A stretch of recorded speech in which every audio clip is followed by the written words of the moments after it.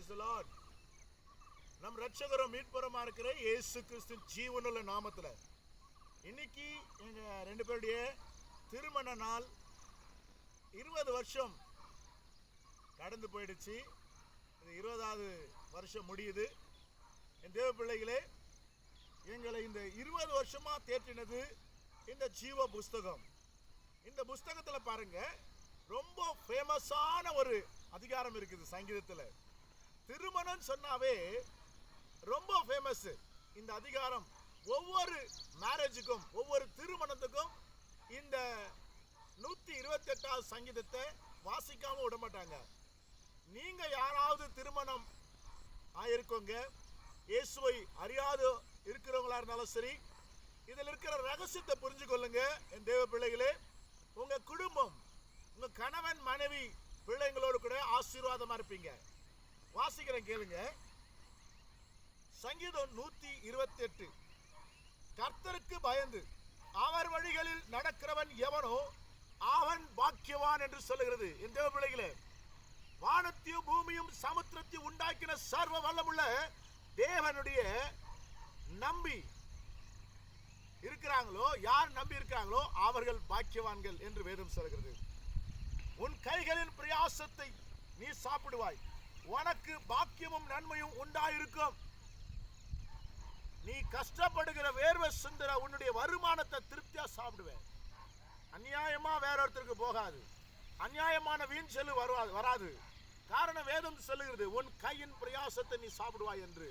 என் தேவ பிள்ளைகளே, உன் மனைவி உன் வீட்டோரங்களில் கனித்தரம் திராட்சை கொடியை போல் இருப்பாள்.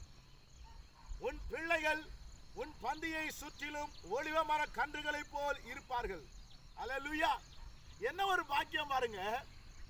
திராட்சை செடி கனி கொடுப்பது போல, திராட்சை செடி கனி கொடுப்பது போல அப்படியாக செழிப்பா இருப்பாங்களாம் கணவன் மனைவி. உன் பிள்ளைகள் ஒளிவ மர கன்றுனாக்கா அதுக்கு வளைச்சலுக்கு முடிவே இல்லை. ஒளிவ மரத்தினுடைய கனி அதுக்கு ஒரு ரகசியம் இருக்குது. என்னன்னாக்கா, ஒளிவ மரத்துக்கு அது செத்து போனா கூட, அது எரிச்சு போனா கூட மறுபடியும் துளிர்க்கும். அப்படி ஒரு சீக்ரெட் இந்த ஒளிவ மரத்துக்கு இருக்குது. ஸோ இந்த ஒளிவ மரத்தை ஒரு கணவன் மனைவிக்கு ஒப்பிட்டு சொல்றாரு பாருங்க. அதை போல நீங்க செழிப்பா இருப்பீங்களாம். என் தேவ பிள்ளைகளே, உங்கள யாராவது கர்த்தரை அறியாதவர்கள் இருந்தால் கர்த்தரை அறிந்து கொள்ளுங்க. அவர் உங்களுடைய சந்ததிகளை பெருக செய்வார், உங்களுடைய சந்தானங்களை பெருக செய்வார். என் தேவ பிள்ளைகளே, பாருங்க, இது கர்த்தருக்கு பயப்படுகிற மனுஷன் இவ்விதமாய் ஆசீர்வதிக்கப்படுவானா. யார் ஒருவர் வானத்தையும் பூமியும் சமுத்திரத்தையும் உண்டாக்கின சர்வ வல்லமுள்ள தேவனுக்கு பயந்து நடக்கிறார்களோ அவருடைய ஆசீர்வாதம் இப்படியாக செழிப்பா இருக்குமா. பிறகு கர்த்தர் சீயோனிலிருந்து உன்னை ஆசீர்வதிப்பார், நீ ஜீவனுள்ள நாளெல்லாம் எருசலேமின் வாழ்வை காண்பாய். அல்லேலூயா! எருசலேமுக்கு என்று ஒரு மகத்துவம் இருக்குது. ஏன்னு கேட்டா, அது ஆசீர்வதிக்கப்பட்ட நிலம். அது ஆதி முதலாய் தேவன் அநேகமாக சொல்லப்பட்ட ஒரு ஸ்தலம். அதை ஆசீர்வதிக்கிறது தேவன் எப்போதுமே அவருடைய மகிமை அங்க இருக்கும். அதே போல கணவன் மனைவி நம் கர்த்தரை சேவித்திருக்கிற பிள்ளைகளுக்கு இப்படியான ஒரு ஆசீர்வாதம் இருக்கும். அவர் சியோனிலிருந்து ஆசீர்வதிப்பாராம். நீ உன் பிள்ளைகளின் பிள்ளைகளையும் இஸ்ரவேலுக்கு உண்டாகும் சமாதானத்தையும் காண்பாயா. அல்லேலூயா! உன் பிள்ளைகளுடைய பிள்ளைகள், பேர பிள்ளைகள் இஸ்ரவேலுக்கு உண்டான சமாதானத்தையும் காண்பாய். பாருங்க, இந்த வார்த்தை அவ்வளவு ஒரு பொக்கிஷமானது, அவ்வளவு ஒரு நீதி நிறைந்தது, அவ்வளவு ஒரு மகத்துவமானது. என்னன்னு கேட்டீங்கன்னாக்கா, இந்த வார்த்தை ஆபிரகாமுக்கு, ஈசாக்குக்கு, யாக்கோபுக்கெல்லாம் கிடைச்சது. ஆனா வேதம் சொல்லுகிறது, ஆபிரகாமு எத்தனையோ தலைமுறைகளை பார்த்துட்டாராம். ஈசாக்கு, யாக்கோபு, அவருடைய பிள்ளைங்க ஏசா, யாக்கோபுடைய பிள்ளைங்க ஏசாவும், அந்த பிள்ளைகள் பிள்ளைகள் பிள்ளைகளாக அப்படியே யோசேப்பு வரைக்கும் யாரு ஆபிரகாம் பார்த்திருக்கார். தேவ பிள்ளைகளே, இந்த மாதிரி பல தலைமுறைகளை பார்க்கிறதுக்காக தேவன் வாக்குத்தத்தை கொடுத்திருக்கான். உங்க பிள்ளைங்க ஆரோக்கியமா இருக்கணும்னாக்கா கர்த்தரை நம்புங்க. எவன் ஒருவன் கர்த்தரை நம்பி சேவித்து விசுவாசித்து இருக்கிறார்களோ அவனுடைய குடும்பம் ஆசீர்வாதமா இருக்கும். உன் குடும்பம் செழிப்பா இருக்கும். உன் குடும்பம் சமாதானம் இருக்கும். உன் குடும்பம் ஒளிவமர கன்றுகளை போல இருப்பார்களாம். வீட்டை சுற்றிலுமாக உங்களை சுற்றிலுமாக திரளான கூட்டம் பெருகி இருக்குமா என் தேவ பிள்ளைகள். இந்த திருமண நாளிலே இந்த வெட்டிங் ஆனிவர்சரி 20 வருஷம் கர்த்தர் எங்களோடு கூட இருந்ததுனால இன்றைக்கு நாங்கள் ஆசீர்வாதமா இருக்கிறோம். இந்த ஆசீர்வாதத்தை நீங்களும் பெற்றுக்கொள்ளுங்க. கர்த்தர் உங்களை ஆசீர்வதிப்பாராக. ஜெபிக்கலாம். என்னுடைய மனைவி ஜெபம் பண்ணுவாங்க. எங்களை நேசிக்கதான நல்ல தகப்பனே, இந்த ஆசீர்வதிக்கப்பட்டதான இந்த அருமையான வேலைக்காக நன்றி ராஜா.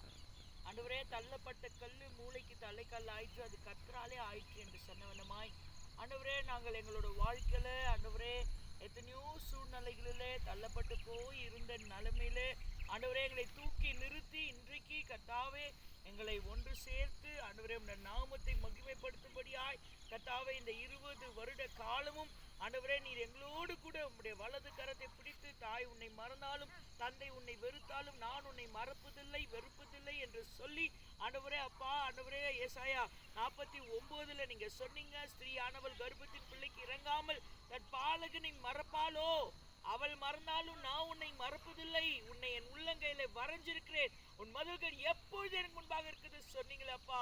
எத்தனையோ சூழ்நிலைகளை ராஜா ஆண்டவரே அப்பா எங்களை ஆண்டவரே அப்பா இந்த உலகத்துல இருக்கிற ஆண்டவரே சூழ்நிலைகள் எல்லாம் ஆண்டவரே எங்களுக்கு விரோதமாய் ஆண்டவரே செயல்படும் பொழுதெல்லாம் ஆண்டவரே தாயை போல தேற்றி தந்தை போல அரவணைத்து ஆண்டவரே கீழே விழும்பதெல்லாம் உம்முடைய கல்வாரி சிலுவையில சிந்தின ரத்தத்தினால எங்களை சுத்திகரித்து எங்களை தூக்கி நிறுத்தி ஆண்டவரே எங்களுக்காக ஆண்டவரே அப்பா ஒரு நல்ல குடும்பத்தை, பிள்ளைகளை, ஊழியர்களை, சபைகளை, சபை மக்களை ஆண்டவரே அப்பா எங்களுக்கு ஆவிக்குரிய தகப்பனார், தாயார், எத்தனையோ ஊழியக்காரர்கள், எத்தனையோ சகோதரமார் சகோதரிமார் ஆண்டவரே அப்பா எங்களுக்கு கொடுத்து எங்களை ஆண்டவரே உயிரடை செய்ததுக்காய் நன்றியோட ஸ்தோத்திரிக்கிற தகப்பனே.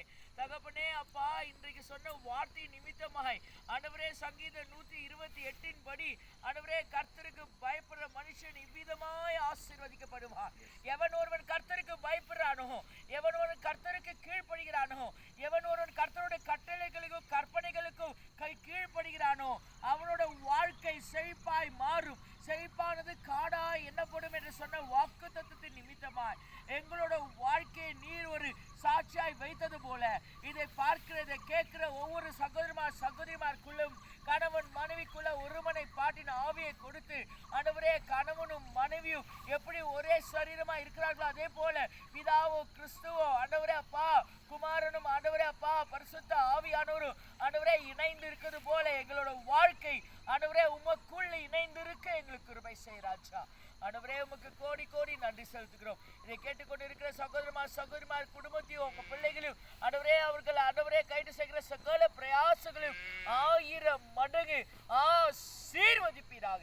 இதை மட்டும் பெருக்கட்டும் ஐயா.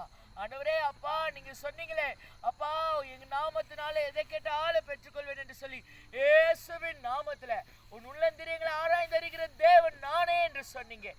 ஆண்டவரே அப்பா இதை கேட்டுக்கொண்டு இருக்கிறதானே என் சகோதரிமார் என்னென்ன தேவைகளுக்குள்ள என்னென்ன சூழ்நிலைக்குள்ள இருக்கிறார்களோ இயேசுவின் நாமத்துல எல்லாவற்றையும் உடைத்து ஆண்டவரே இதை போல எத்தனையோ பேர் திருமண நாள் கொண்டாடி கொண்டு இருக்கிற சகோதரிமாருக்கு வாழ்த்துதல் சொல்லி இந்த 128 சங்கீதம் அவங்களோட வாழ்க்கையில நிறைவேறும்படியா ஆண்டவரே கர்த்தர் சீயோனிலிருந்து ஆசீர்வதிப்பார்.